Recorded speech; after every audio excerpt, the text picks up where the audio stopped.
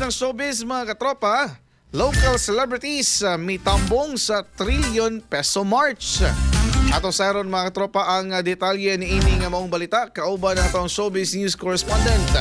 Ang artista kuno man doon siya ay ambot ani niya. Atong pasudlon mga katropa ang Inday Erica. Showbiz News! Showbiz Balita!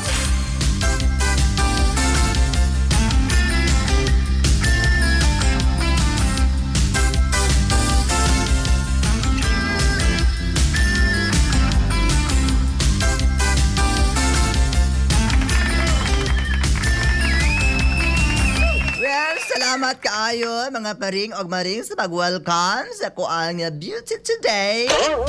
Bala mainit-init nga balita mga katropa. Mitambong ang pipila ka mga lokal nga mga artista sa dakong rally batok sa korupsyon ni adtong Nobyembre 30. Di pangunahan ang kalihukan ni Miss Universe 2018 Catriona Gray nga nanawagan sa ombudsman nga pasakahan og kaso ang mga opisyal nga nalambigit sa issue sa flood control. Oba niya sa entablado si Miss Earth Philippine 2025 Joy Barcoma ug ang komedyante nga si Pukwang nga usa sa mga host sa Trillion Peso March. Miapil usab sa protesta ang aktor nga si Elijah Canlas samtang si Maris Racal miuban sa grupo sa Philippines sa Palestine Friendship Association sa Luneta.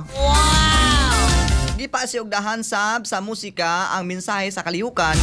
Din misaka sa stage ang mga singer nga sila si Mitch Valdez, Celeste Legaspi, samtang ang mga banda nga Ben and Ben, Maki og Moro Beats.